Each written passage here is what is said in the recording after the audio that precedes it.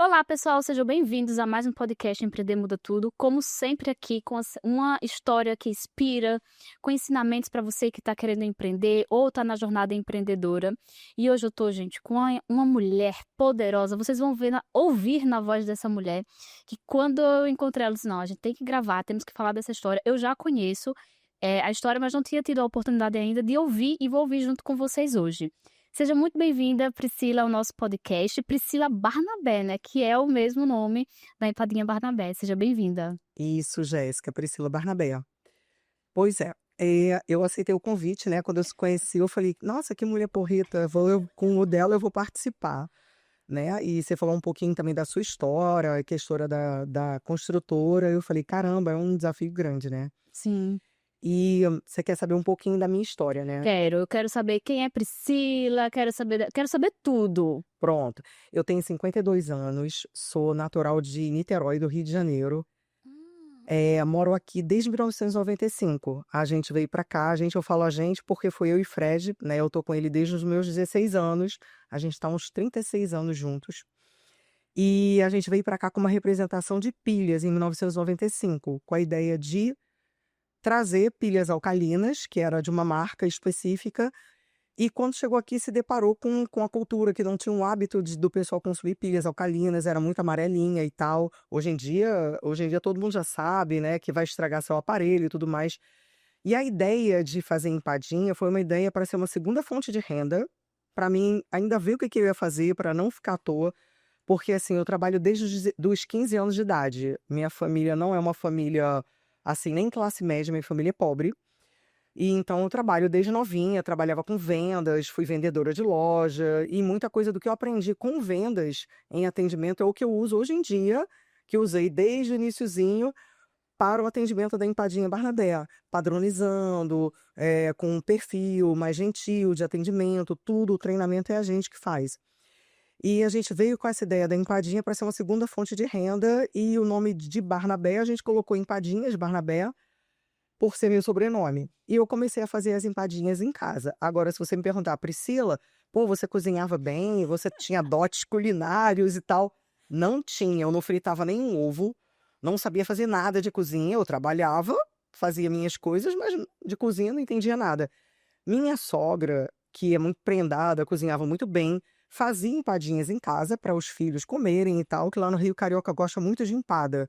Comia muita empada. E quando a gente saiu de lá, tava essa febre das carrocinhas e tinha uma em cada esquina. Cada bairro tinha um forninho daquele a lenha. Aí a gente resolveu trazer um forninho para cá, para enquanto eu estivesse fazendo essas empadinhas, a gente veio e tarará. E a gente se deparou o quê? Com o mercado, o pessoal não conhecia empadinha, não sabia o que era empada. Então, quando a gente colocava, o pessoal olhava, via aquele Negocinho redondinho, redondo. aí perguntava: "Moço, que é isso? É bolo de bacia?" Ah, aí o Siraj falava: "Não, não é bolo de bacia, é empada, é um salgado, tem uma massa assim e tal, é feita com isso, ingrediente, tem um recheio dentro, a massa ela derrete na boca, custa só 50 centavos", né. Na Se época. você na época, 1995 tem 30 anos, tá completando 30 anos, né, Empadinha Barnabé tá fazendo agora 30 anos, e, ele falava: "Não é", obrigada. "Não é bolo de bacia, é empada". E ia oferecendo e vendendo. E a gente precisava fazer até um desafio na época, falava assim: "Olha, se você não gostar, não precisa pagar, mas vamos experimentar", né. E isso foi uma lição de vida pra É um gente. desafio das pessoas aprenderem e entenderem mesmo o que era, né? De pelo menos provar, porque quando eu entendia que não era o bolo de bacia, então que negócio é esse que eu vou comer? Então, né, ficava aquela coisa. E a gente então eu ficava fazendo empadinhas em casa, Fred levava a carrocinha e ia vender. E nisso ele ia tocando a representação de pilhas na época, que era Barnabé Comércio Limitada, né. E o que que acontecia? Naquela época não existia celular, né, e começou a ter celular veicular.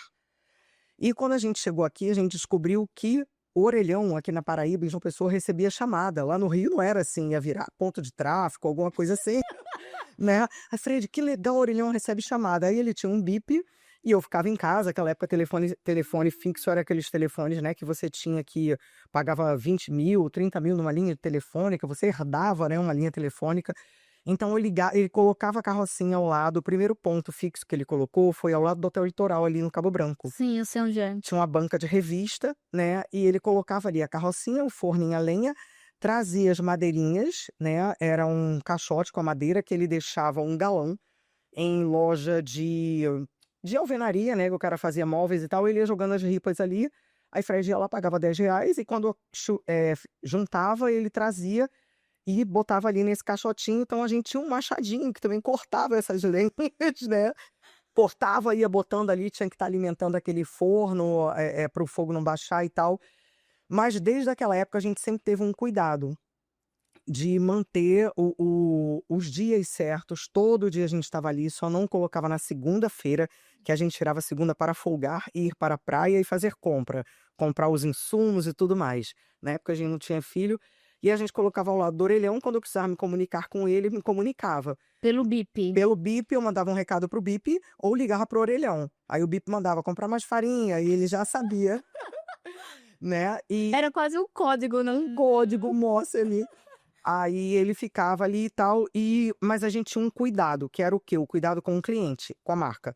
Desde do logo cedo, Porta Canudo, a gente mandou fazer um adesivozinho, se preocupou em fazer uma marca. A gente procurou um cara que na época era desenhista, computador era uma coisa, né?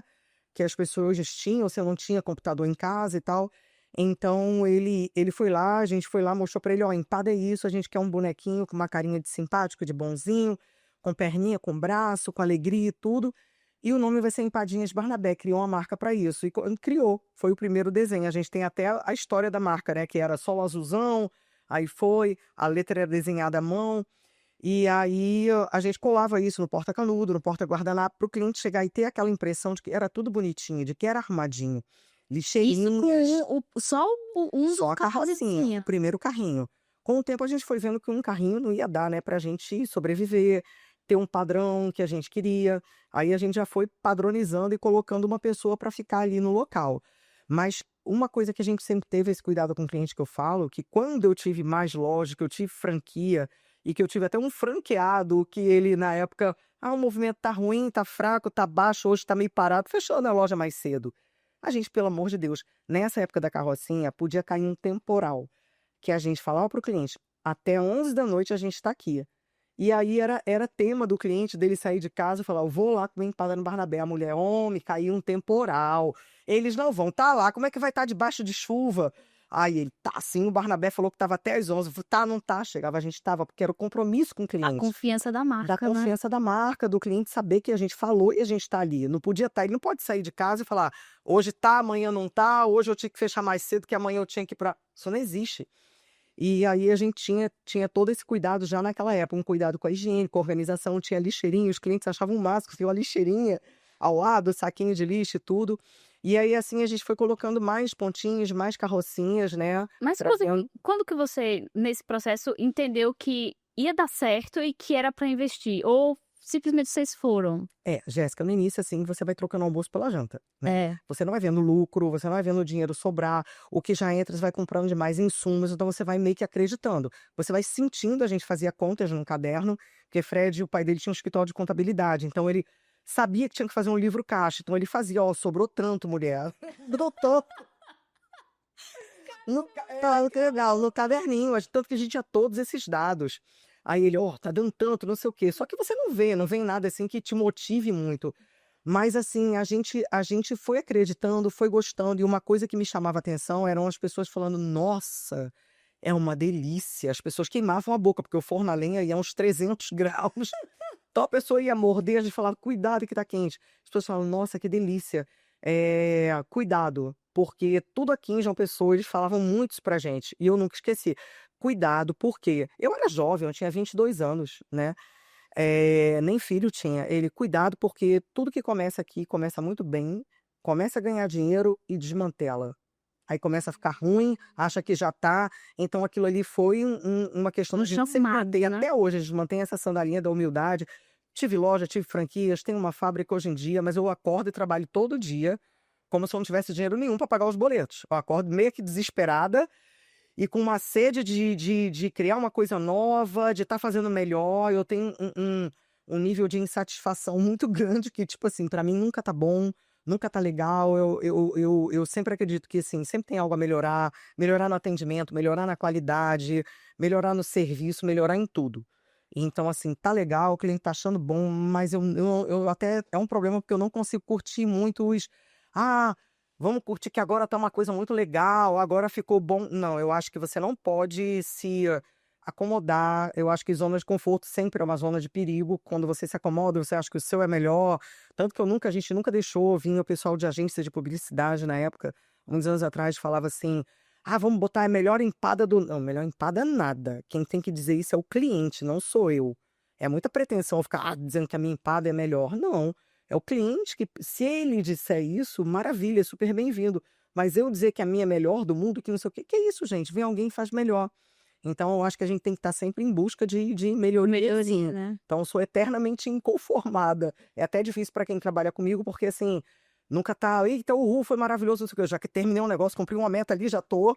Já tá na próxima, né? Até no dia da palestra que teve lá da Cíntia Chagas, né? Eu estava muito preocupada em ir lá e falar rápido, bem feito, para não encher o saco das pessoas, que a plateia estava lotada e a gente era a primeira ali a apresentação, eram umas perguntas, né? Que a Renato Show ia fazer e tal. Passou o vídeo, que foi muito bacana, da nossa história e tal. E a minha preocupação era falar rápido, não tomar muito tempo das pessoas, ser bom e voltar para ver como é que estava o atendimento na cantina, que me preocupava muito, porque lá no Pedra do Reino, vira e mexe, dá um atraso. As Sim. pessoas já têm uma fama das pessoas chegarem lá e você querer uma água, ficar numa fila enorme, de demorar, que comer então se tornava impossível. E eu falei, gente, a gente tem que atender aqui, fazer bem feito, não deixar formar fila, vamos botar mesinha, eu não quero que ninguém espere na fila.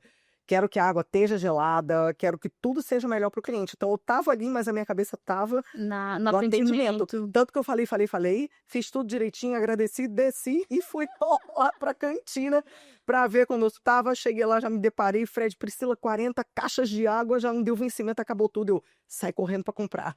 Vai procurar aqui onde você vai encontrar água gelada pra trazer de volta, porque a gente não pode fazer feio aqui, entendeu? Então, assim, a gente sempre tem essa preocupação. Isso aí é um pouco de como é Priscila, né? Ao longo desses anos, fomos indo com os pontinhos, com a carrocinha, a gente botou um ponto aqui, outro ponto ali, botamos um ponto num posto de gasolina, que a gente abordou, que era ao lado da cultura inglesa, e ali virou point também na época, que o pessoal parava os carros, acabou tomando a frente da bomba, a gente atendia os clientes no carro, a gente tem um lema assim, quando veio a pandemia, a gente ficou aquela Sim. coisa, ai, take away. Eu falei, mas aquilo ali a gente já fazia, tudo que é o melhor para o cliente. Se ele quer ser atendido no carro, Você vai atender, né? eu atendia no carro, a gente atendia, eles formavam filas, vinham de pijama, de camisola. Aquela época do posto de gasolina, não tinha internet, não tinha nada, era o boca a boca das pessoas se falando, ó, tem um negócio gostoso ali. Começou a formar fila, o dono do posto, meu Deus, os clientes não conseguem mais nem abastecer. Aí a gente, calma, aí criou uma bandejinha para poder prender na janela do carro, atender. Tinha cliente que às vezes vinha muito bêbado, desmaiava ali no carro, aí Fred janela, Priscila, onde é que o senhor mora? Eu vou levar ele em casa, venha no nosso carro que eu vou deixar ele. Até hoje, hoje em dia, ele é médico, ortopedista. A gente foi levar um funcionário lá, ele falou, você me levou para casa no carro. Me levou, me deixou em casa, eu nunca esqueci isso, minha família é muito grata. Então, assim, é muita história, sabe? Tem muita memória afetiva. Mas a maior história também foi quando a gente colocou a carrocinha, antes de ter no posto, a gente colocou em frente à Mesbla, a antiga Mesbla, lá no centro. E aí, Fred botou a carrocinha lá, naquela época que João Pessoa não tinha ST-Trans, não tinha lei de trânsito direito, era meio uma terra de... Hoje já não tem, né? Sim, mas assim, veio o ST-Trans, né? Lei de trânsito, as ruas não tinham sinalização de placa de pare. Eu mesma já capotei aqui, bateram em mim, eu capotei com o carro, rompendo ali a Monteiro da Franca e Manaíra. Eu falei, meu Deus do céu, ainda bem que eu tava de cinto. Entendeu? Sobrevivi, o carro foi perda total. Tava aqui há um mês, entendeu? É tudo assim, com muita emoção, né? Na vida da gente aqui, não foi nada muito monótono, não. A gente não veio... Isso é muito A gente bom, veio com essa gente. coisa, acho que do Rio, não trouxe monotonia, era capotando, era... Eu Um monte de história. de combustível. Era justamente esse carro que eu capotei era uma Saveirinho que a gente adaptou um perfil em U para subir a carrocinha. Então, falou que a gente chegou, o pessoal, lá no centro e tudo, a gente não entendia cultura, não sabia onde colocar. Então, que eu botava em parque de vaquejada, Testando, o né? vaqueiro não sabia, falava, entendeu? Ele não entendia, botava em tudo, ia testando. Colocamos lá no centro, em frente à Mesbla, e o PM que cuidava do trânsito aqui, não era ST-Trans, é o guarda da PM. Meu senhor, tira esse negócio daqui fazendo fumaça. E Fred, não, mas eu tenho que vender. Ele, mas tá fazendo fumaça. Ele, mas eu preciso vender, meu senhor. Aí lá aquela confusão, aí o povo passava, é bolo de bacia, ele, não, é empada, aí aquela confusão. Aí, aí daqui a pouco passou um garotinho, moço, que isso, é bolo de bacia? Um aluno de escola, aí ele falou, não, é empada. É uma massa recheada, não sei o que, bem quentinha, derrete na boca. Vamos provar, é 50 centavos. Se você não gostar, não precisa pagar, mas não vale comer tudo e dizer que não gostou. Aí ele, tá bom, comeu. Eu falei, moço, uma delícia. Isso ia vender muito na porta do meu colégio. Ele, qual é o seu colégio? Ele, o Pio Décimo, na Praça da Independência. Aí Fred falou, aí tá, tinha dado 11 da manhã, não tinha vendido nada. Aí, Onde ele tava? onde estava em frente à antiga Mesbla. Aí só os mais antigos, né, que nem a gente sabe o que era. Quando eu conto pros meus funcionários, eles, Mesbla, eles nem ficam assim voando. Aí Fred foi, chamou o PM e falou, moço, me ajuda aqui, só me ajuda aqui que eu já vou embora. Ele, ufa! Aí ajudou, botou tudo no carro, amarrou. Quando chegou na porta do colégio com aquela carrocinha saindo fumaça, veio a garotada toda, cercou o carro, vendeu tudo. Aí ele foi pro orelhão e falou, mulher, esquece pilha, vamos tocar, fazer empada que o negócio vai ser vender empada. Aí, Isso quanto tempo depois que vocês tinham o primeiro, assim? não foi questão de 2 meses, Nossa, entendeu? que legal. Foi pouco tempo. Porque não foi dando certo. Ele quebrava a cara tentando oferecer a pilha alcalina, porque era muito mais caro. Cara, não, isso não presta não, vai vender aqui não. Em mercadinho, essas coisas. Aí ele foi, aí vendeu, pronto, vamos fazer empada. E aí a gente começou a botar a carrocinha na porta do Pio Décimo, entendeu? E aí tem uma memória efetiva grande, porque muitos alunos, aquelas crianças, gente, hoje em dia já está na terceira geração. Já tem netos comendo empada. Então é muito, muito, muito legal. Mas aí vinham as férias escolares. Essas Quando veio a humanidades. primeira, aí lá foi. Ele falou, Priscila, e agora? Sem o colégio. E aí fomos lá pro posto de gasolina do homem. Pô, você vai explodir meu posto, como é que um negócio com fogo aqui? A gente, não, bota num cantinho, era ao lado da cultura inglesa, tinha um açaí ao lado. Aí era bom demais, a gente vendia muito, virou point. Depois veio quadra de Manaíra e tudo mais, e as pessoas começaram a falar de franquia, franquia, franquia, porque era bonitinho, porque era arrumadinho. E aí a gente começou, ao longo dos anos, a pensar nisso, né?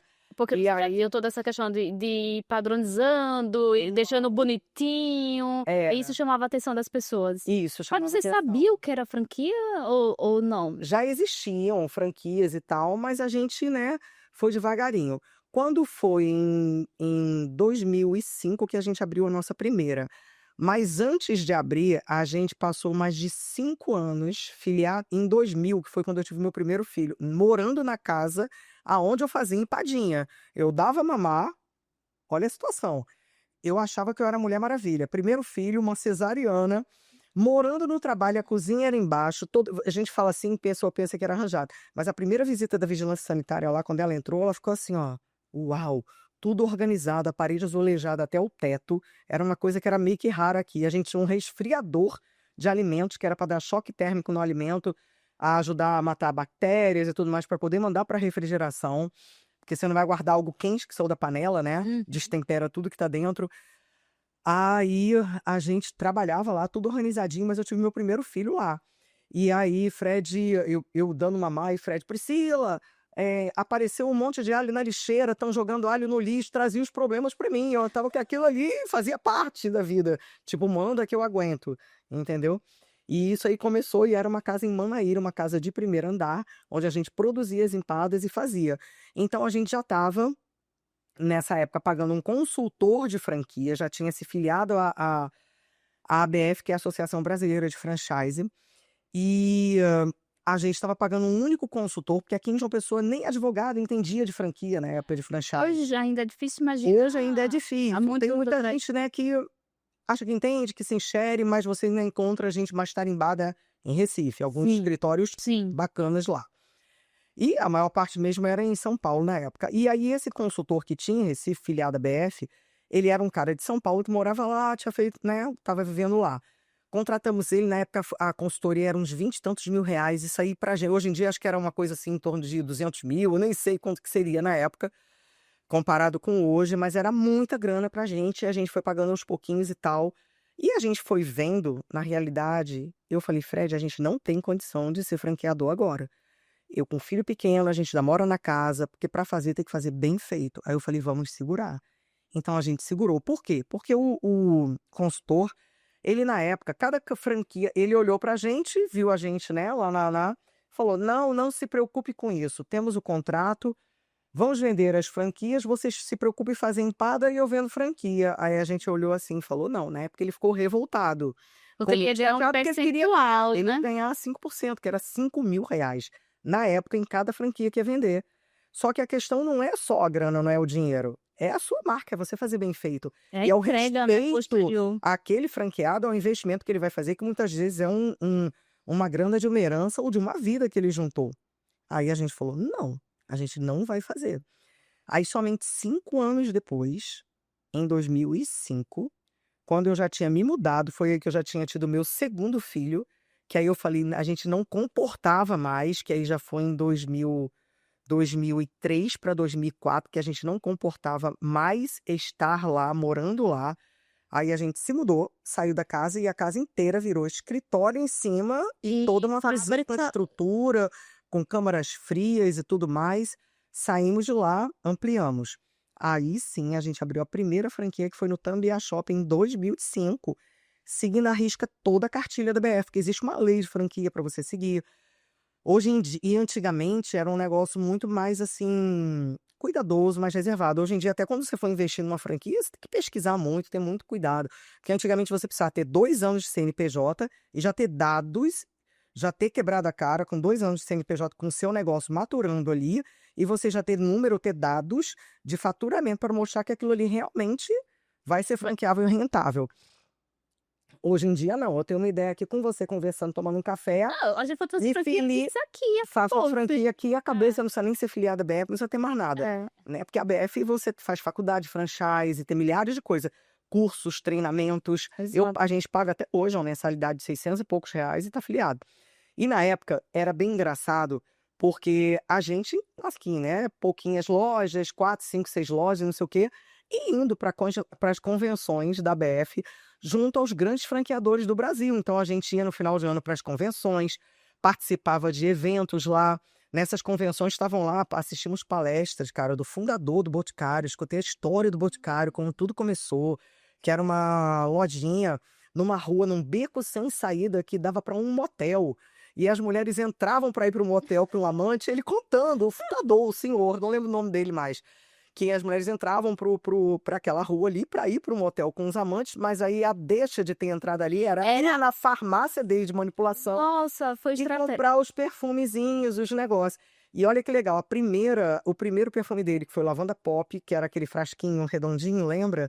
Ele comprou de um galpão que Silvio Santos tinha já naquela época, a gente tá falando acho que coisa de 50, 60 anos, não sei, que ele queria já trabalhar com Com a perfume. gente E que só seria conseguiu isso, você vê, a gente fala, é, tem as histórias, pensa que tudo é fácil, Silvio Santos vendeu, teve que esvaziar aquele galpão, o sonho dele eu de já ouvi vender essa perfume história. não rolou naquela época, ele teve que comprar, viu no jornal anunciando aquelas embalagens, comprou sem ter um galpão para colocar, então ele teve que alugar caminhões para ficar com essas embalagens na rua. Olha que loucura os sufocos, né, É, e que ninguém sabe. por isso que eu gosto de contar histórias, porque ninguém sabe dessas Ninguém sabe, loucuras, é. entendeu? Aí virou o primeiro Lavanda Pop. Então, assim, a gente ia, frequentava, participava lá, pessoal da Chili Beans, não sei o quê, ia vendo todas os méritos, mas as dificuldades que todos passavam, que era conseguir ter a visão, por exemplo, consigo ver o futuro, como vai ser esse meu franqueado, porque, cara, a gente fez essa primeira franquia em 2005 e depois foi vindo um boom e muitos interessados, era uma procura muito grande, era muita pressão para a gente abrir mais franquias, mais franquias, mais franquias, Isso é e a pressão das pessoas que estavam querendo a marca. interessados, querendo a marca e tudo mais.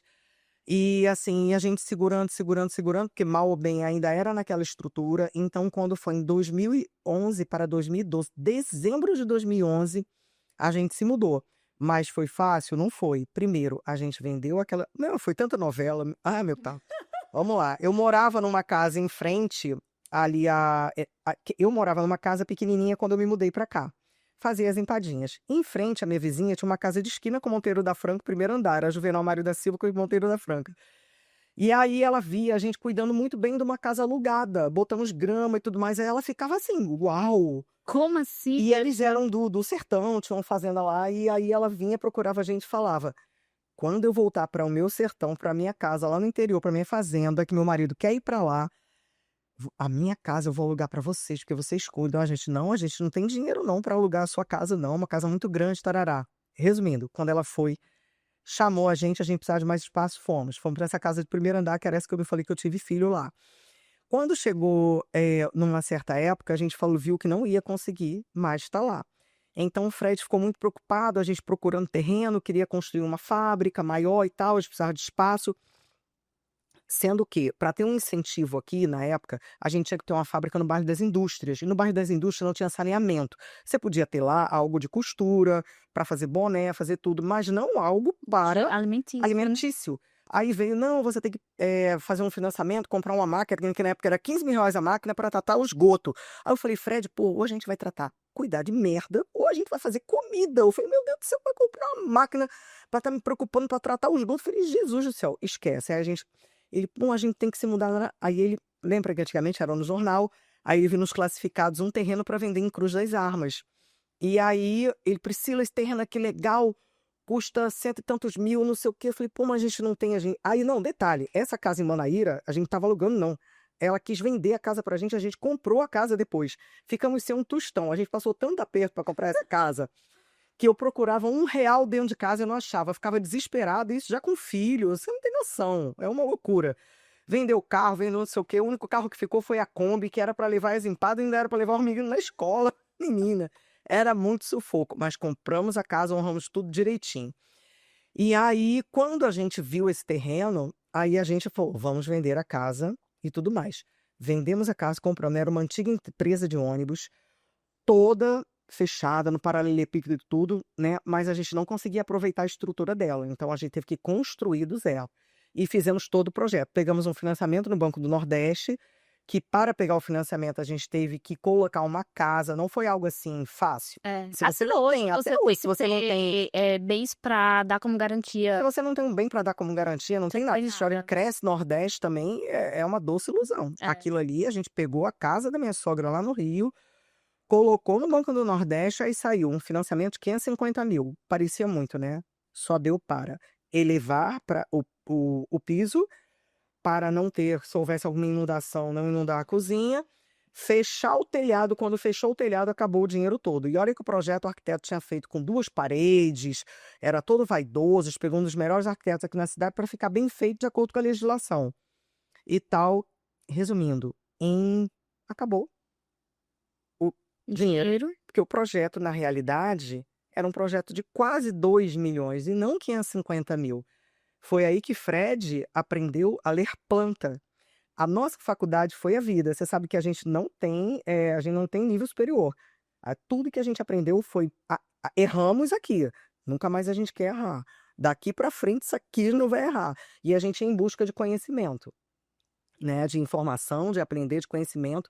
Então ele aprendeu a ler planta, ele hoje em dia é neurótico, ele lê, ele já sabe, um projeto desse já custa não sei quanto. Virou meio que um engenheiro, entendeu? Na marra, no sofrimento. Porque a gente passou 4 anos, Para terminar. depois de ter vendido a casa, finalizando a obra, com 10 peões registrados lá na empresa, tocando a obra, com cimento e tijolo. Ele falou, Priscila, não vai faltar cimento e tijolo, mas a obra vai andar, A não vai passos andar a lentos. passos lentos, porque não tem mais dinheiro. E aí fomos tocando pra gente E isso você estava fazendo as empanadas? fazendo as empadas lá, na Lá. casa. Isso dando um boom, veio 2010, veio não sei o quê. Aí a gente já estava com ordem de despejo na casa, para sair de lá, entregar o imóvel, que ia virar um centro comercial. E a gente nessa pressão, e eu ficava transtornada, porque a gente nem advogado tinha na época, e a gente já com ordem de despejo, pagando uma multa de 10 mil, para a gente era muito na época. Para sair de lá, e aquela pressão, e a obra nada de ficar pronta, e era uma obra gigante, faraônica, que era um projeto de 1.800 metros, já era construída. Olha como é que a gente é enxerido. Ele não fez uma cozinhazinha, a gente fez um galpão, ele já foi lá, e ele já viu. Enorme, que entrava lá, pensava, isso aqui vai ser um hospital? Tá entendendo? E eu ia lá, via a obra, quando eu via aqueles negócios no tijolo, eu chorava, desesperada, e Fred falava, calma, mulher, calma que vai dar certo. E eu não via aquilo ficar pronto, ele já via pronto, eu só via aqueles tijolos lá. Tijolos e cimento. Então, assim, um transtorno danado, e a gente sempre acreditando nesse ponto. Fred é um pouco mais frio do que eu, e é o que segura, eu já sou muito mais, assim, emoção, né? Então, a gente foi trabalhando nisso. A gente fez o quê? para poder terminar a nossa fábrica, a gente franqueou lojas próprias de faturamentos altíssimos. Então, a gente franqueou uma loja do Cabo Branco na época se não me engano, foi quase 600 mil. Tá entendendo? Porque já era uma loja com faturamento lá em cima que você não vendeu a loja para algo que de repente ia dar certo. Já tinha Dava dado certo, já Era estava dinheiro dando no bolso retorno. do franqueado ali. E franqueamos Manaíra Shopping também. A gente se propõe em franquear lojas próprias que eram rentáveis, porque Fred também sempre teve um cuidado muito grande, muito ético, de não franquear lojas próprias que tinham um faturamento baixo, porque gerava satisfação do franqueado. Franqueamos Manaíra Shopping também, que na época foi assim, fiquei muito triste, mas foi necessário, porque a gente precisava finalizar aquela obra, né, para poder chegar ao nosso projeto, que era vender as franquias. A fábrica foi pensada para a gente vender franquias de Salvador a Fortaleza, Toda a região do Nordeste. todo um projeto de expansão. E aí vendemos as lojas, então chegou uma loja que eu estava com quase mais lojas franqueadas do que próprias. E aí conseguimos meio que quase finalizar a obra em dezembro de 2011. Foi dezembro de 2011. E nos mudamos. Por quê? A casa lá já não comportava mais. Se a gente virasse dezembro lá para trabalhar janeiro, que era alta estação aqui, pico, que antigamente férias escolares, que é o que ele estava falando aqui. Férias escolares agora acaba dia 15. Então, um janeiro maravilhoso da gente, da área de turismo aqui, a gente, quando volta às aulas, acaba tudo. Todo Sim. mundo volta para casa, para de veranear. O turista volta, porque... Não, aqui em João Pessoa, né? Uhum. Por conta do São João. Mas naquela época não, era o mês inteiro de janeiro de férias. Então, ou a gente saía de lá e ia para um lugar maior, ou a gente não ia dar conta de atender a demanda das empadas da produção E das e franquias. ia falhar com as franquias. Aí ia ser um problemão, porque eu falhar com uma loja própria minha é uma coisa, mas com um franqueado que está lá pagando boletos de empada, não. Então ficou pronto em termos. Nossas salas não estavam prontas, estavam não sei o quê, o galpão estava pronto, né? Vamos fabricar, depois a Vamos gente resolve fabricar. os escritórios. Depois resolve. Nos mudamos e começamos. Já fomos para lá e foi aos trancos e barrancos. Então eu saí de um local que era um espaço que a gente dominava e eu tinha produtividade, para um ambiente gigante que as colaboradoras não estavam acostumadas, nem a gente. Quando eu olhava lá de cima, ele viu a minha sala é do alto, que eu olhava uma doca para recebimento de caminhão de mercadoria, com uma outra doca, saída.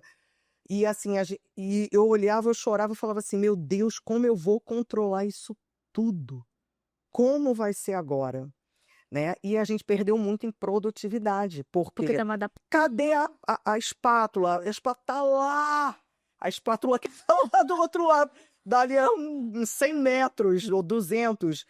Então, assim, até você ver que você tinha que ter, em vez de ter uma tesoura, duas, você tinha que ter 10, 20 tesouras, um espaço enorme. Então a gente foi, aí eu tive que contratar mais gente, foi uma loucura, quase o dobro, o triplo de funcionárias. E foi assim que a gente passou esse primeiro ano. Isso no mês, começando no mês da alta temporada, o povo aprendendo ainda o negócio. Aprendendo ainda. Cara, eu imagino a loucura disso. E aí começamos, né, também nessa fase com as franquias, aí foi aquele boom. Tinha franqueado, interessado em franquia, que parava, a gente não botava o nosso endereço da fábrica em lugar nenhum. Então, mas as pessoas descobriam, na porta não tinha nem placa, porque como é uma área ali um pouco residencial e comercial, e a gente tinha muita preocupação também com a violência na época ali, da gente estar se expondo num galpão e tal, botar uma placa de empadinha, não iam parar de bater na porta para pedir empada ali e tal, a gente nunca botou placa do que é. E aí, mas mesmo assim, as pessoas descobriam, teve uma franqueada, uma interessada, né, que virou franqueada depois, mas que ela parou lá na porta, parou na recepção, sentou lá, falou, só saio daqui na hora que me atenderem. Eu falei, meu Deus, não acredito. Então era uma pressão muito grande, e aí a gente já estava com toda uma estrutura de franquia, né, e começamos a abrir Recife, Natal, Campina Grande e Guarabira. Então, assim, eram 2 caminhões, a gente na estrada, fazendo a logística. O nosso produto é um produto até hoje que é muito caseiro e artesanal. A empadinha, ela não é congelada, ela não tem conservante. Então, é uma produção que é uma variedade pequena de sabores, como frango, camarão, são apenas 7 dias. E as outras, chocolate, dará 10 dias.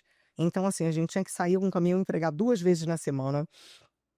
Era uma pressão muito grande e a gente atendeu essa demanda, e inaugurando loja, franquia, fazendo processo seletivo de franqueado. Pra você ter ideia, eu exigia Para a gente ter noção, a gente era orientado pela ABF a fazer um processo seletivo até de análise psicológica. A gente fazia um DISC do franqueado. Ah, tudo bem, você está interessado em ter a nossa franquia. Joia. Você tem interesse em participar de um processo seletivo, vai envolver um DISC, um investimento. Na época que a gente não tinha ninguém que fizesse DISC. Então, a gente precisava ir para Recife, levar o candidato precisava ir lá, arcar com o custo. Ele assinava um termo que ele arcava com o custo do combustível, do carro, do translado e todo lá, para ir numa psicóloga lá, preencher, fazer a entrevista do DISC para a gente receber essa análise comportamental dele. Nossa, mas as pessoas estavam muito interessadas, né? Porque hoje, para preencher um negócio, não querem preencher. Mas hoje em dia a gente não tem, a gente tirou inclusive o link a gente vai chegar, né, nesse ponto aqui, né? E íamos lá e tudo mais, para você entender melhor aquele franqueado. Mas eu vou te falar, pode fazer DISC, fazer o que for. O meu feeling, que eu aprendi com a minha vida, hoje em dia com 52 anos, nunca mais dispenso o meu feeling. E a ABF falava muito nos treinamentos.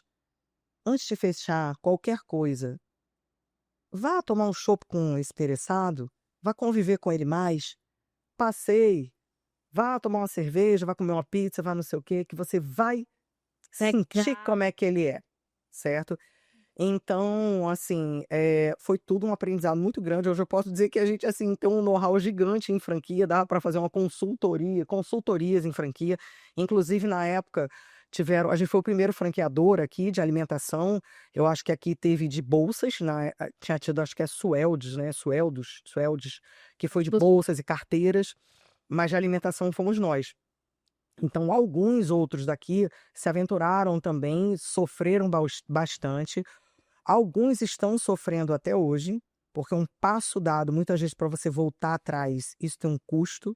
Um custo. E dói.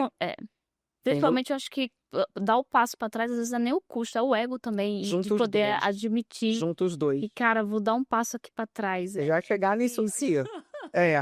E fizemos, então, foi aquela época. Então, eu vivia dando treinamento, inaugurando loja. E por ser uma franquia local aqui no Nordeste, muitos vinham achando que iam fazer um negocinho, um quiosquezinho, ou ia fazer um negócio de qualquer jeito.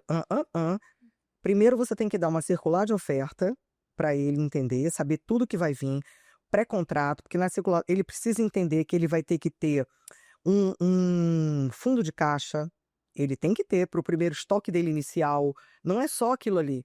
Entendeu? Muita gente vai abrir um negócio, quando vai abrir, peraí, agora eu não tenho mais grana, comprei mesa e cadeira, eu não tenho grana para comprar a matéria-prima.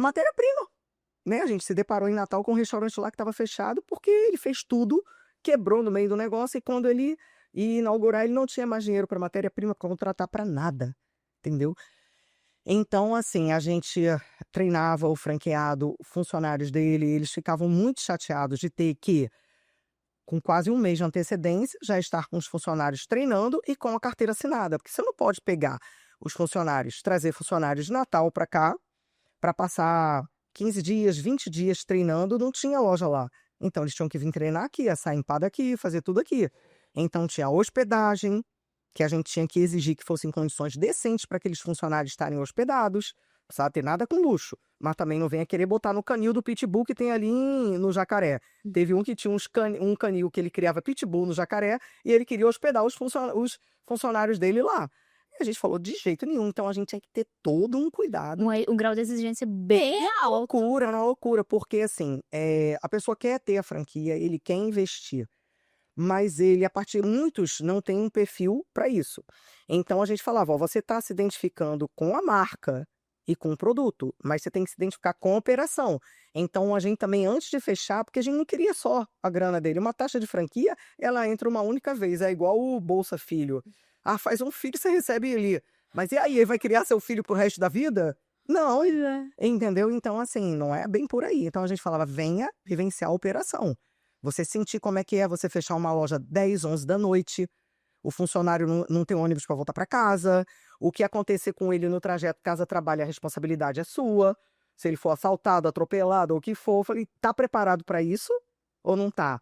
Ou tá preparado para ter uma loja só em shopping, que é de 6 horas por dia, às 10 da noite, e tarará, tem ônibus na porta. É um confortozinho maior, mas você operar uma operação de rua é totalmente diferente. Sim. É você ali, às vezes, e Deus. Você e Deus. Entendeu? Então a gente falava tudo. Então mostrava, você se identificou com a operação, com a empada, com o produto e com a marca, como cliente. Mas a operação não tem glamour nenhum. É a vigilância sanitária que vai exigir de você uma série de coisas e que você vai achar ruim, mas não é. É pro seu negócio funcionar direitinho, tá preparado para dar treinamento. Então, todo esse custo a mais que vinha por fora, muitos não se identificavam. Entendeu? Achava que você dá uma gratificação, uma premiação a mais para um funcionário, você estava jogando dinheiro fora, tu tá entendendo? Então é uma mentalidade. A gente se deparava com algumas pessoas que tinham uma mentalidade ali um pouquinho medíocre. Tu tá entendendo? Tu quer ser um dono, quer ser se acha um empreendedor, mas na hora, porque muitas vezes você, para ganhar, você às vezes precisa perder antes. Você precisa investir, você às vezes não vai ganhar toda vez, você tem que saber perder também para poder ganhar mais na frente, entendeu? Então muitas vezes a gente se deparava com isso, o cara não tá preparado. Entendeu? Premiar, reconhecer. A maior dificuldade que a maioria dos nossos franqueados tiveram foi gestão de pessoas, que não é fácil para Que muita gente. ainda é o maior pilar e gargalo de todas as empresas hoje, pessoas. O cara achava que ele ia montar uma franquia e que ele ia sentar ali. Você pode ver, tem muito perfil de dono, de franqueado, que ele acha que ele vai ficar ali, aí ele senta no laptop e fica lá fazendo as contas. Teve um franqueado nosso fora daqui que quando a gente entregou tudo, eu entregava tudo pronto.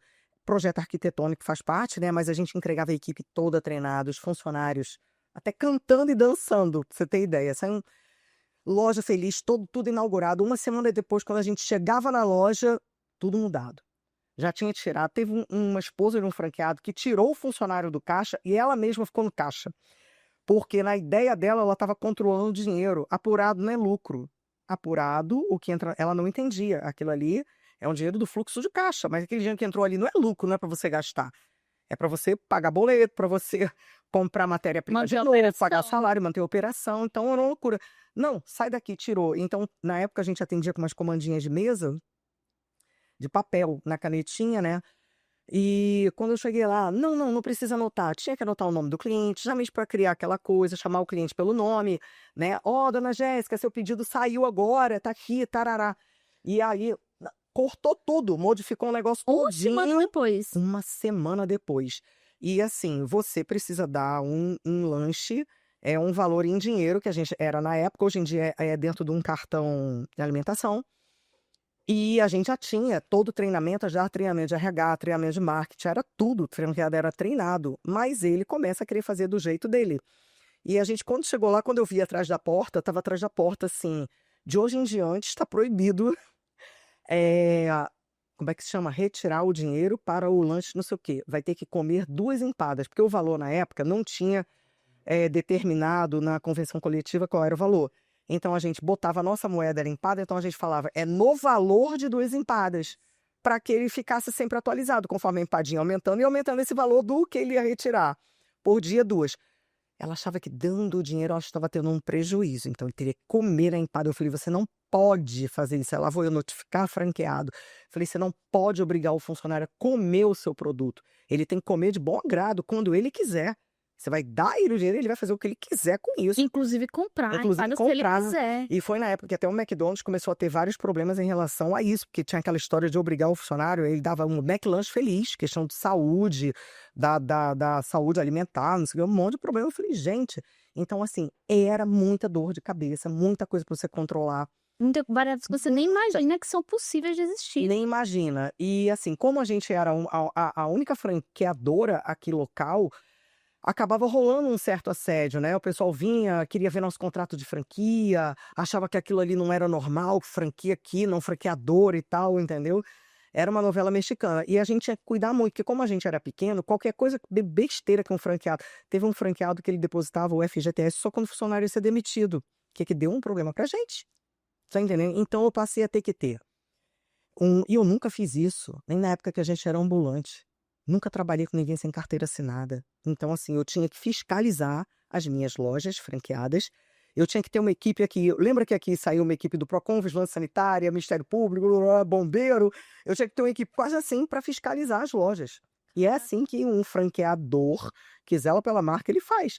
Ainda mais porque você não pode passar de 3 meses sem inspecionar uma franquia. Então, você tá errado. Então, mas aí o problema também é que o seu custo de operação cresce muito, né? Muito. E o risco, né?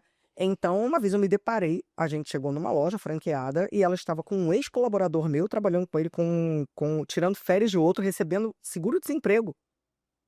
Mas, menina, aí foi cacete. Eu notifiquei ela extrajudicialmente e ela veio e me ligou e falou assim: você não pode fazer isso, porque o CNPJ é meu.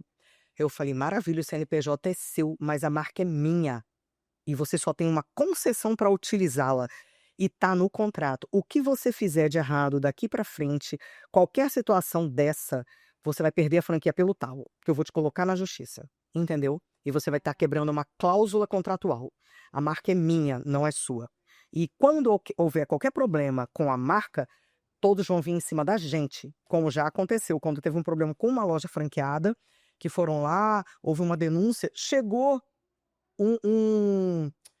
uma carta do Ministério Público na minha fábrica, no meu CNPJ, e o CNPJ dele era outro, entendeu? Então, assim, é uma cobrança muito grande de você tá fazendo o diferente. E uma Você responsabilidade tá muito entendendo? grande. Ninguém vai em cima do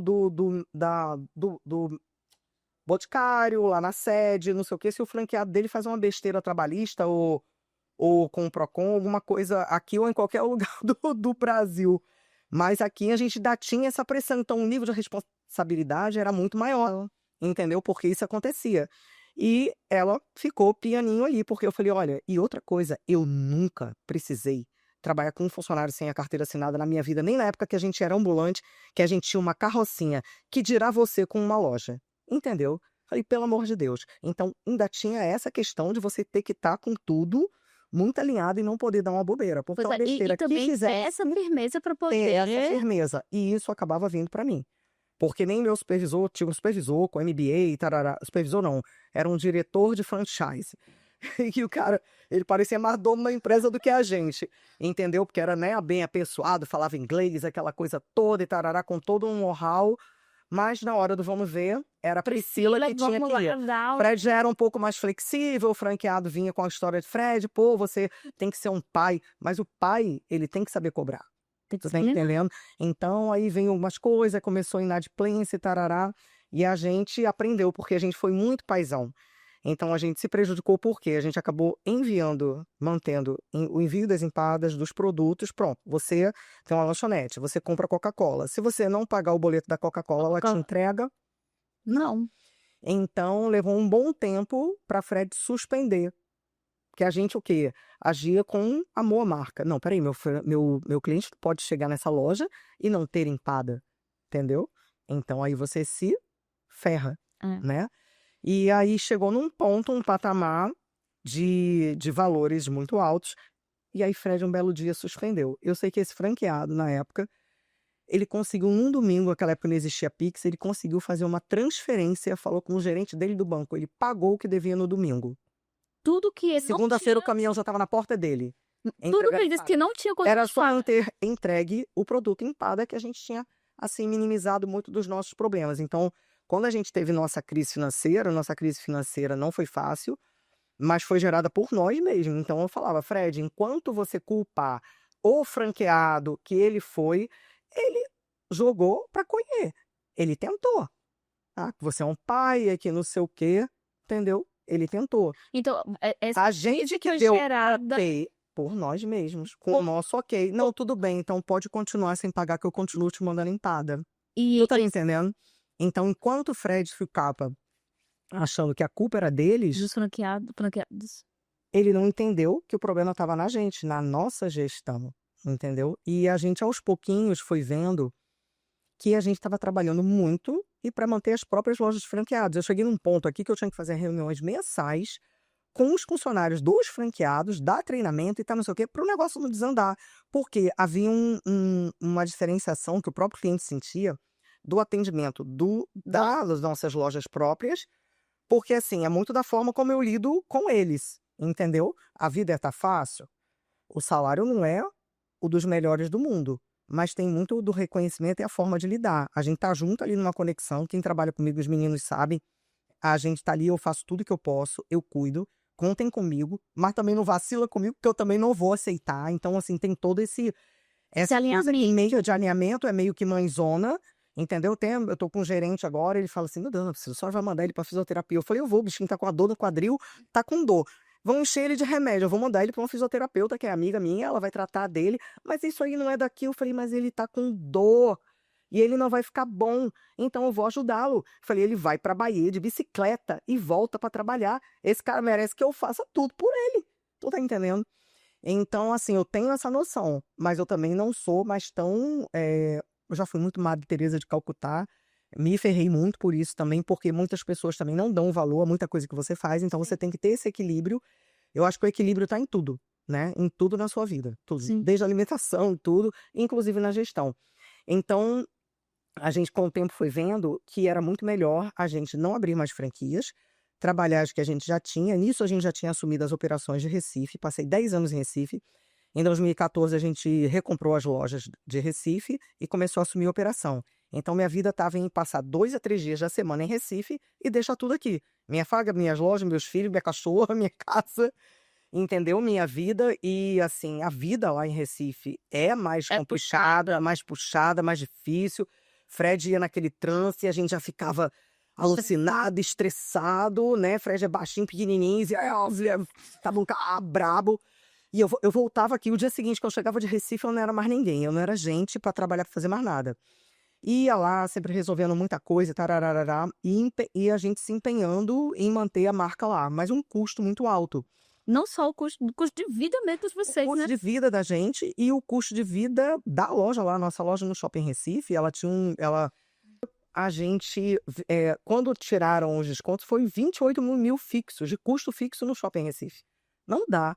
Então quebrava todas as outras operações. A gente tinha no Pátio Olinda, tinha no Espinheiro, tinha na Praça de Casa Forte, eu já tinha lançado minha empada para pet, a gente já estava com um negócio super diferenciado lá em Recife. Assim, então a gente em 2023, a gente tomou a decisão que ia ter uma nova renovação, já estava 10 anos no Shopping Recife, ia ter a renovação de mais 5 anos, e a gente tomou a decisão, conversou com o shopping, falou, de 28 ia mudar para 32. E aí não dá, minha gente. A gente vende empada, não é carro zero, entendeu? Não é uma imobiliária, não dava. Tinha uma operação de pizza lá que tinha pulado para 72 mil. Não tem como. Então É muito, tem que vender muito pra pagar só só. Isso a gente estava numa fase muito boa, que de tanta gente ir, a gente foi construindo uma relação muito boa com os colaboradores, que foi difícil, que o franqueado não conseguiu ter. Nossos 2 sócios também estavam tendo muita dificuldade lá, que era um casal, porque eles cuidavam da operação, mas eles não faziam a operação prospectar. Então precisava da gente ir, a gente fazia um network. eles faziam manutenção. Manutenção, é. E a gente já estava com a Empada Pet, eu fazia eventos lá, que assim, o pessoal ficava louco, falava: "Cara, melhor evento pet que eu já fui na minha vida", eu botava rock and roll, que a gente gosta de rock, fazia muito com a nossa cara. E a Empada Pet foi um produto inovador, que é uma empada que a gente passou 1 ano e 3 meses desenvolvendo para um cachorro, para os cachorros. Teste, análise microbiológica, passou 1 ano e 3 meses fazendo degustação, fizemos a embalagem, QR Code, tabela nutricional, para você como tutora saber o que o seu pet está comendo. Todo tutor, isso inclusive gerou um problema lá em Recife para uma outra, era uma hamburgueria que tinha lançado umas almôndegas, uns negócios lá para o pet. Sendo que eu, quando vou fazer um negócio, eu não me presto a gerar uma desconfiança em ninguém. Tá lá na tabela nutricional: "Ah, Priscila, mas é a receita". Eu falei: "Não importa, quem quiser que faça, quem quiser que compre", entendeu? E faça. Tabela nutricional, o cliente saber vitamina D, vitamina A, até para ele valorizar o que ele tem, que não tem sal, que não tem açúcar, não é que não possa.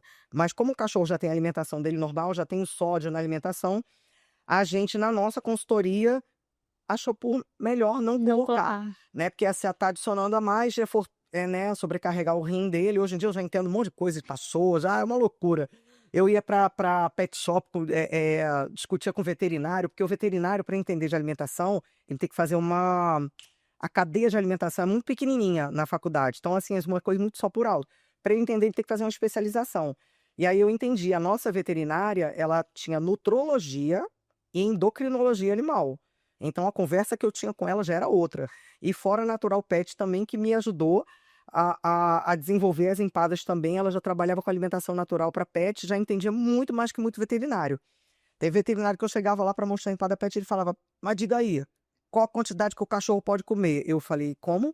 Aí ele um cachorro pequeno, come quantas? Um médio e um grande. Eu falei, o senhor é veterinário, o senhor sabe.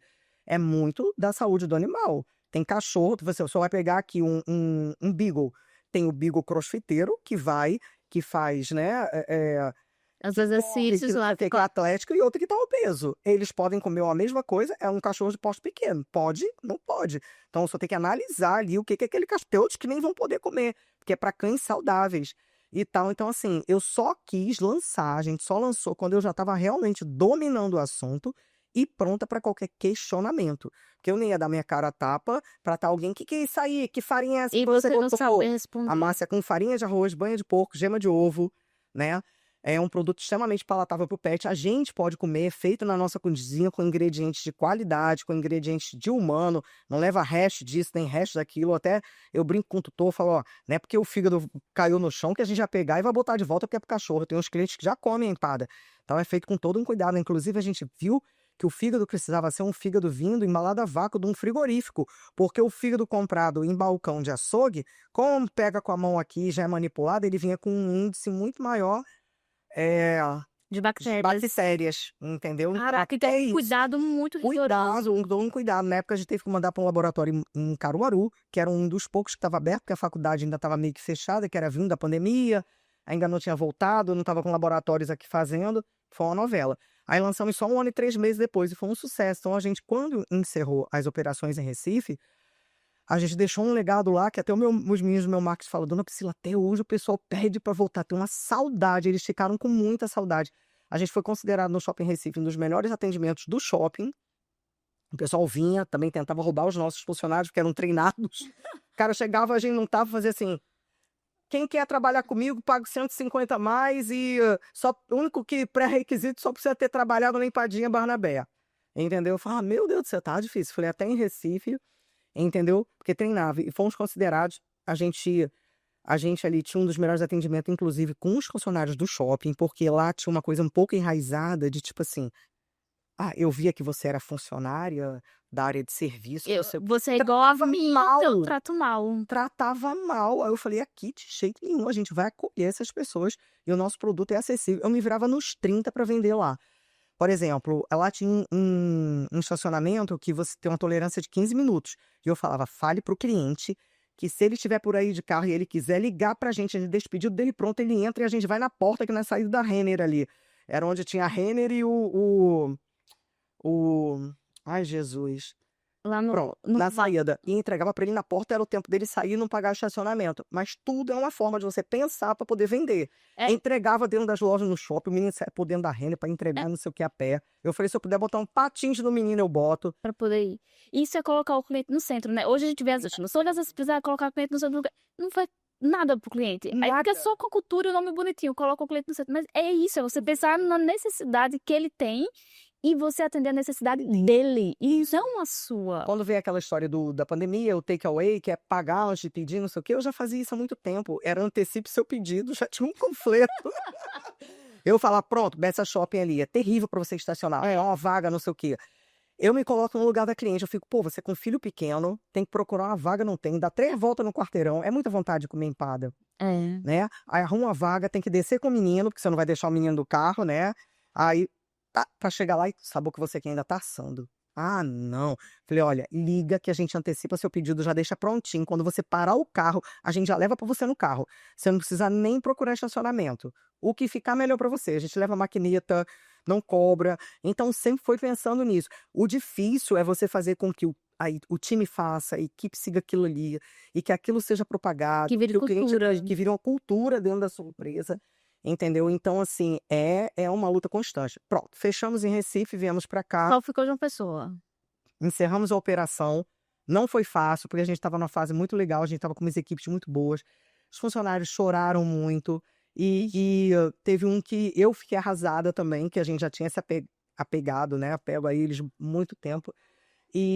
Mas eu me preocupei com uma coisa, deixei todos os empregados trabalhando. Por quê? Eles, agora o que eu vou fazer? Eu falei, calma. Falei, você sabe preencher um currículo? Ele, não sei. Eu falei, eu vou te ensinar a fazer um currículo. Você não vai colocar lá só atendente de loja. Não, você vai colocar ali atendente de loja, se você já trabalhou no caixa, todas as atividades que você fazia dentro da loja. Você faz muita coisa aqui. Você recebia mercadoria, você conferia mercadoria, tudo o que você fazia aqui. O fechamento do caixa, tudo, tudo, tudo. Você vai descrever o que você fazia. E eu vou pegar o currículo de vocês e botar nos grupos da ABF, que tinha a ABF Nordeste. Inclusive, fomos nós, de tanto frequentar a ABF lá no Sudeste, que a gente era a voz que falava que aqui tinha um grande franqueador, um Recife, que era o Leonardo Bonaparte, o franqueador. E a gente ia muito nas convenções lá e a gente não era assistido de nada aqui. Eu queria treinamento de franquia para o meu supervisor, para tudo. Resumindo, num dos eventos que a gente foi bater até em Nova York com esse pessoal da ABF, num dos eventos lá a gente conheceu a presidente e aí numa mesa redonda Fred falou, olha, a gente aqui no Nordeste é desguarnecido, a gente não tem treinamento, a gente quer ter, não sei, vocês tinham que abrir uma sede lá, tinham que ter alguém, tinham que não sei o quê. Quando a gente chegou no Brasil, aí ela ligou, falou, Fred, você quer tocar, não sei o que, você quer? Fred falou, não, que eu não quero ficar louco. Eu não tenho estrutura, não tem como fazer isso, mas eu tenho uma pessoa para te indicar. Aí deu o contato do Lamartine, lá de Recife, e foi aí que veio a BF Nordeste. Então, de 2 em 2 meses, tem os encontros, isso já tem acho que uns 5 anos ou mais, tem mais, foi em 2013, né? Tem mais de Tem 10 anos. muito mais de 10 anos, que aí começamos a ter os encontros regionais, que inicialmente ficaram sendo só em Recife, depois de Recife, aí vinha um pessoal de Fortaleza e de Natal, os franqueadores, e de Salvador, e aí depois começou a ter em Salvador, começou a não sei o quê, e começou a transitar para ficar melhor para todo mundo, e não ficar vindo só em Recife. Teve inclusive um aqui em João Pessoa. E foi a gente que trouxe, foi a gente ter ido com a nossa cara e a coragem, abrir a boca e falar.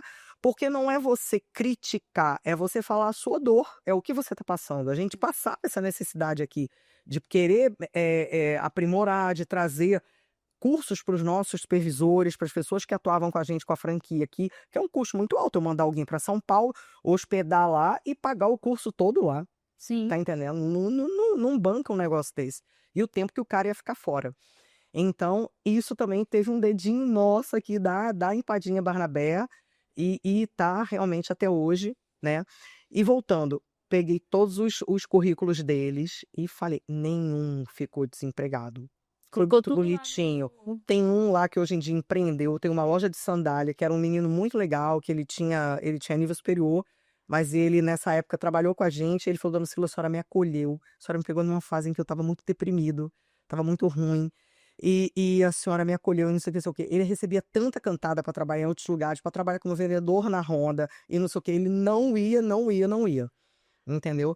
E quando saiu, foi um dos que chorou, assim. Ele sentou no chão e chorou. E quando eu vi ele chorando, aí eu desabei, aí foi uma loucura. Mas, assim, pra gente foi a melhor decisão. Não foi fácil, como você falou, teve o ego, porque, assim, não é fácil você ir de tantas lojas e agora ter menos. Mas não adianta você ter mais, eu podia estar com 80 lojas pelo país afora aí. Mas 80 problemas, sem qualidade. Abrindo, fechando, processo, lá vai, pra quê? E financeiramente, eu vou te falar, às vezes não compensa. E a qualidade de vida que você vai ter. Se a minha segunda geração quiser encarar isso, maravilha. Mas eu e Fred, a gente já está pensando já em outra coisa. Conseguimos ter mais qualidade de vida, focar aqui nas nossas lojas próprias. Aí hoje vocês estão apenas em João Pessoa, Aqui em quantas João Pessoa, lojas? temos, agora está abrindo a 13ª loja, que é em Ponta de Campina. E temos a loja do Uniesp, que fica com um cunhado meu, né? E a do Mangabeira Shopping, que é a única loja que ficou franqueada, que é uma franqueada muito organizada. Ela segue padrão, ela tem todo um cuidado. Não vai lá mudar as regras. Na gestão dos funcionários. E você nunca pensou em ser distribuidora, por exemplo, para supermercado, para... Não. Supermercado também te dá uma esgoelada muito grande. Dá. Quem vai, são aqueles enxovais, é para matar. E a gente não congela, né, o nosso produto. A gente nem tem uma câmara de congelamento, um túnel de congelamento que teria que ter. A gente tem espaço para isso, mas a gente não se interessou. A gente vende para as nossas lojas próprias, a gente não revende o nosso produto, porque se um franqueado que pagou para ter a marca, ele muitas das vezes não tinha um cuidado com o produto, com o bem maior dele ali, que era o colaborador e o produto, e com a marca, imagina alguém que vai revender. Como se fosse multimarca. Um dos desafios que a gente teve em Recife quando a gente entrou, porque ninguém queria, porque era uma marca paraibana com o nome de Barnabé. Lembra que antigamente, pernambucano, tinha um certo bairrismo aqui com João Pessoa. Hoje em dia estão vindo muito para cá, ainda tem. Não, mas estão vindo muito para cá. João Pessoa, cara, João Pessoa agora Eles vêm pra cá e querem passar um final de semana aqui. Mas antigamente, você queria um restaurante bacana, queria comer bem, você ia pra Recife. E Sim. aqui realmente a gente não era muito bem guarnecido, né? Era meio desguarnecido.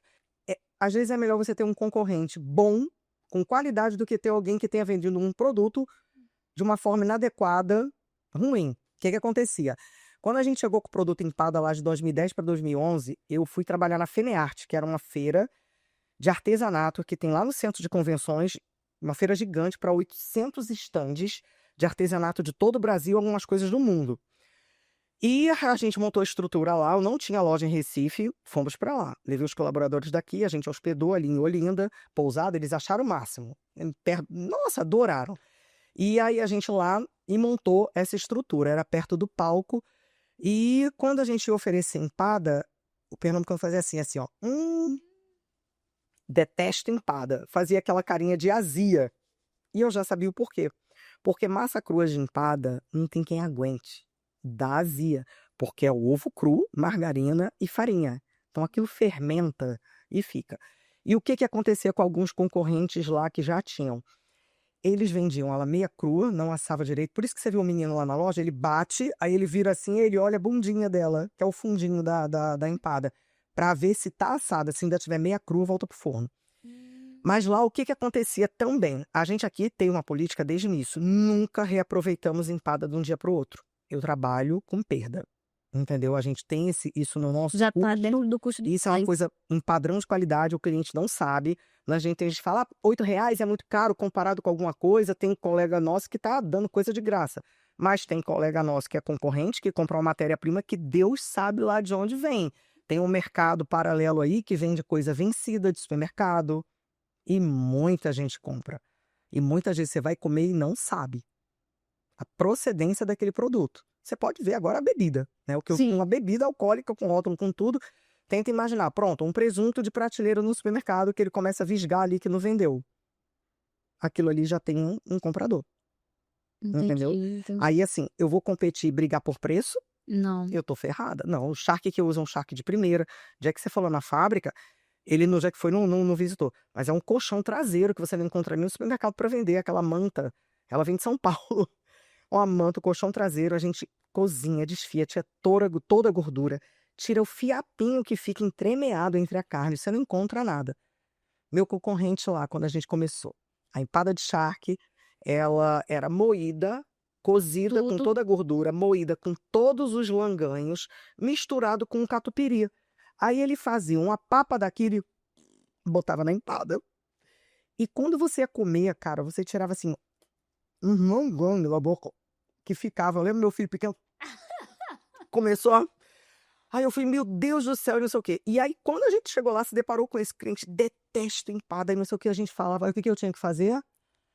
Voltava lá pra carrocinha. Vamos fazer o seguinte, prova. Se você não gostar, não precisa pagar, mas experimenta, vamos provar. Aí eles queriam o quê? Empada pra eles era o quê? Palmito, tomate seco e camarão. Quando você falava de outros, doce, charque com catupiry, que aquele outro concorrente é vendido cheio de langanho, com nervo, sem nem botar um tempero. Minhas empadas levam alho, cebola, muito tempero, cebola que a gente pica, que corta mesmo, que hoje em dia todo mundo quer usar tempero pronto, Sim. né? A sazon da vida e tal, nada, né? Contra, eu não uso, mas não botamos na empada. Aí era aquela novela. Então teve esse desafio. Nesse evento, a gente conseguiu vender 7.500 empadas suadas. A gente estava ao lado do palco, o palco tinha show o dia inteiro, era show de candomblé, show de não sei o quê, show artístico o tempo todo. A gente tinha que falar no ouvido do cliente, falar dos sabores, falar da enfada, falar que se não gostasse, você precisava pagar, não sei o que, dar o ouvido para ele, e não sei o que lá, e tararará. Foram 10 dias, de 10 da manhã às 10 da noite. A gente, no último dia, tava um caco. No último dia, eles já estavam meio que para desabar. E quando eu vi, aí tava tocando Flávio José lá no palco, eu peguei, tomei uma Coca-Cola, comecei a dançar com eles, aí a gente se animou e foi até o fim, fez bonito. Foi um dos melhores atendimentos lá. Então a gente lá teve a oportunidade de trabalhar no Carnaval. Trabalhamos naquele Marco Zero também, fizemos Sim. muito bonito. Acabou provocando um incômodo geral nos outros que estavam lá também, porque a gente tem um padrão de atendimento. Eu não fico no balcão para tirar um pedido e formar o filho e o cliente que se ferre. Eu não deixo, a gente quer que não gere fila, quero que a empada saia logo. Então eu deixava Quentinha, 2 você tá funcionários na esperando. frente, anotando e não sei o quê, e eles não tinham ninguém. Aí começaram a implicar com os nossos, chamavam o pessoal da Brasel lá, Pernambuco, para vir falar: eles estão com o funcionário do lado de fora. Tu sabe o que que é inveja? É um problema. Aí o Joaquim, João Pessoa e minha sócia: Priscila, eles estão implicando, não querem mais que o menino do lado de fora tire o pedido. Eu falei: meu Deus, mas isso é o melhor pro cliente. Eu falei: Simone, isso é inveja, porque eles não têm alguém ali para Nem fazer querem para eles. pagar pra Aí eu fazer. falei: eu vou ter que retroagir, andar para trás, cair a qualidade do meu serviço, da minha entrega, porque eles não têm, tão incomodados. E caramba, nossos meninos enfeitados, com fantasia de perrô. Eu tinha um que era professor de dança, dançava frevo. Cara, esse menino enlouquecia os clientes se agarravam com ele, dançavam. Proibiram de falar com as pessoas do lado de fora. Falei: tudo bem, eu tento. Aí eu falei: tudo bem. Eu falei: faça mímica, fale e anote. Não pode falar, então faça. Minha mulher, você tem que se virar ainda com isso.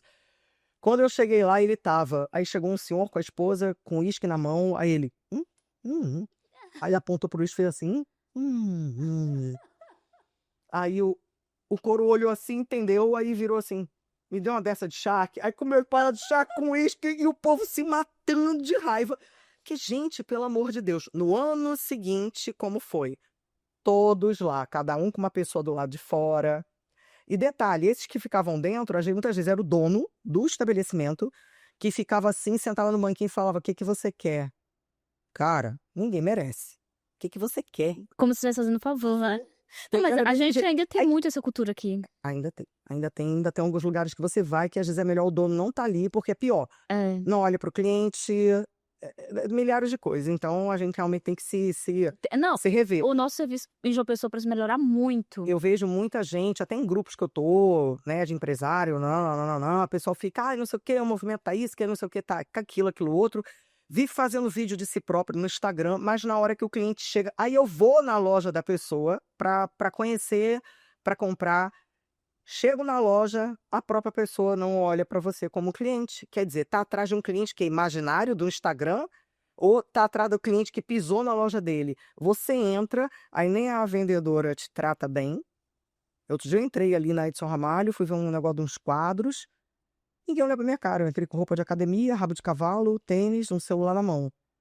A mulher ficou assim, aí me acompanhou e ficou assim. A dona tava lá no balcão, também não olhou. E eu tava atrás de um quadro pra botar no apartamento, que eu me mudei, tararará. Eu tô sem um quadro até hoje. E o quadro tinha lá. Mas ninguém me atendeu. Ela tava contando os minutos, só esperando eu ir embora. Na hora que eu me direcionei, olhei a loja toda, quando eu me direcionei à porta, perguntei coisa, tarará. Quando eu me direcionei à porta, ela Fechou. abriu a porta pra mim sair. E o tchau e acabou. Tu tá entendendo? Aí assim, Aí reclama de vendas, né? reclama de Aí não é venda. porque o comércio, o mercado, a política, o fim do ano, ninguém compra. Cara, eu não suporto essas reclamações Eu assim. Se você não faz o seu. E outra coisa, vamos fazer, estudar. Faz o básico. Faz o básico. Quando você fizer.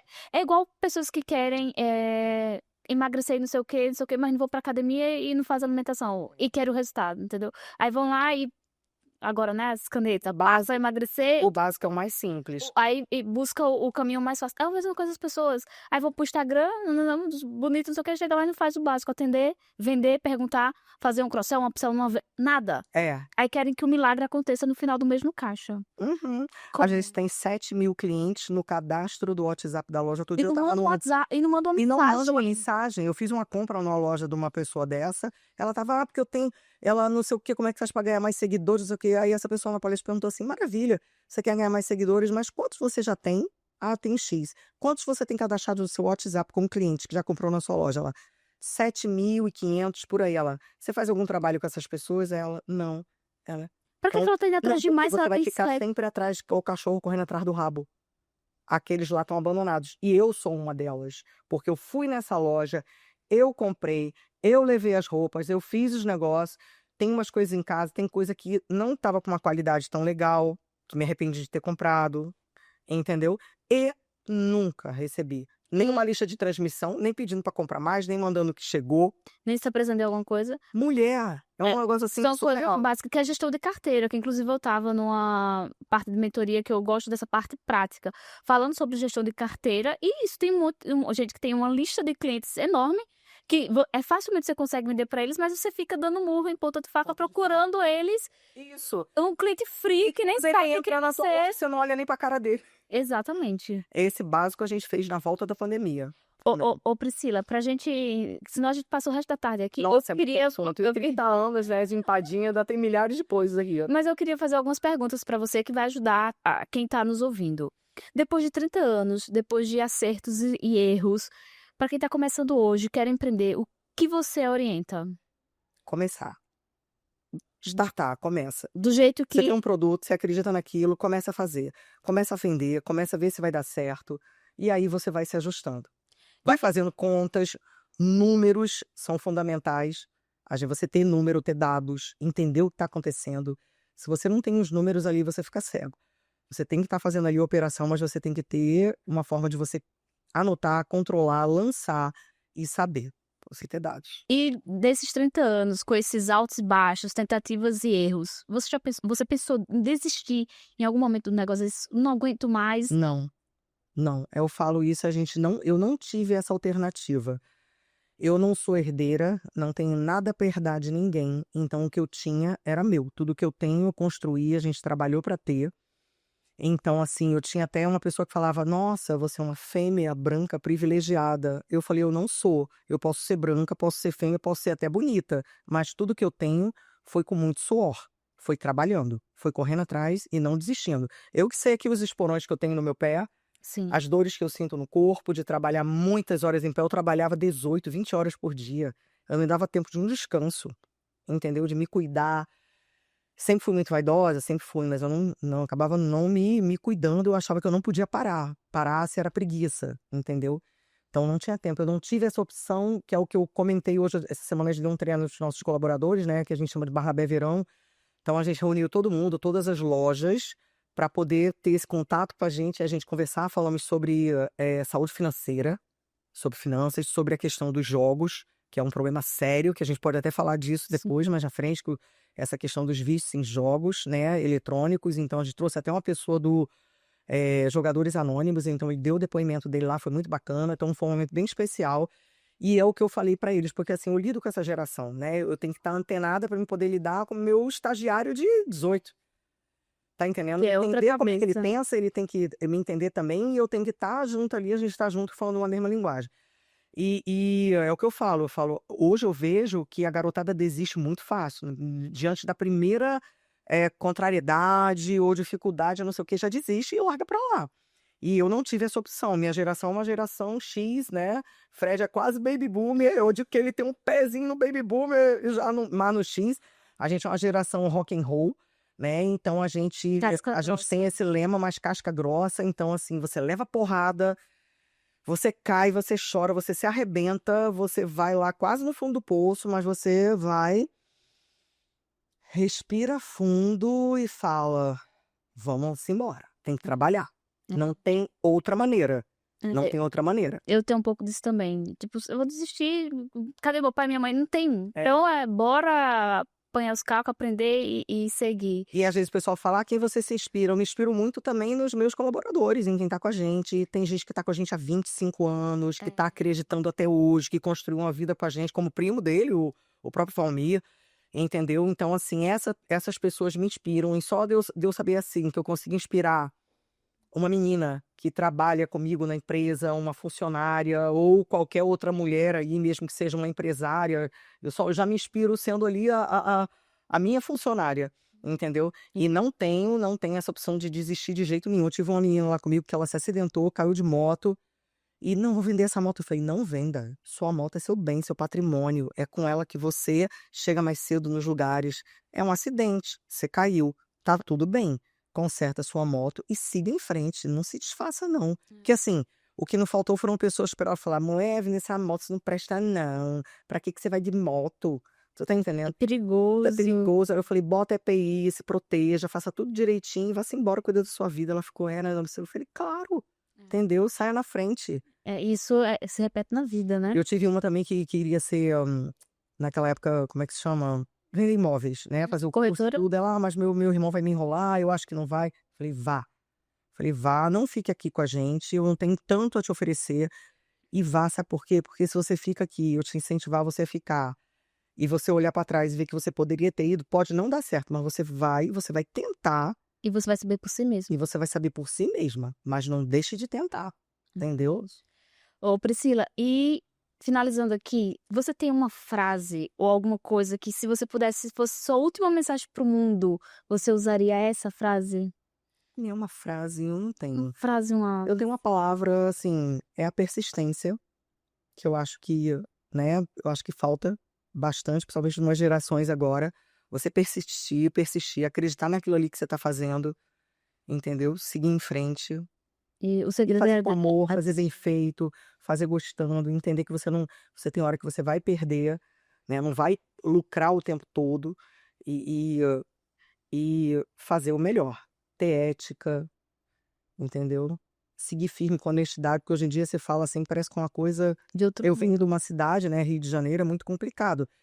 E que é uma cultura assim, que você vai desde pequenininho, se você não é malandro, você é um otário. Então, assim, eu dou graças a Deus de hoje estar aqui na Paraíba, de ter feito a minha vida aqui na Paraíba, que eu voltei para as minhas raízes, porque eu tenho avô pernambucano, avó paraibana de Lucena por parte de mãe.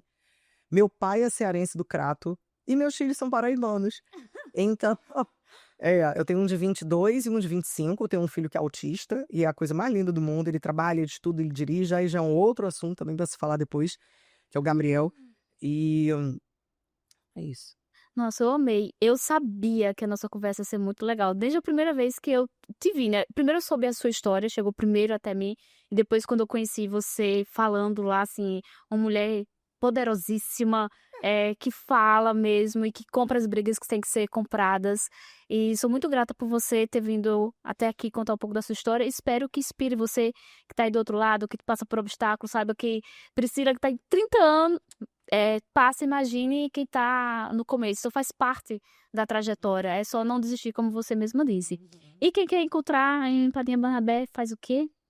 Entra no nosso Instagram, tem um Linktree no nosso Instagram lá, que você encontra todas as lojas, vaga de emprego, todas as nossas redes sociais, tudo, tudo, tudo.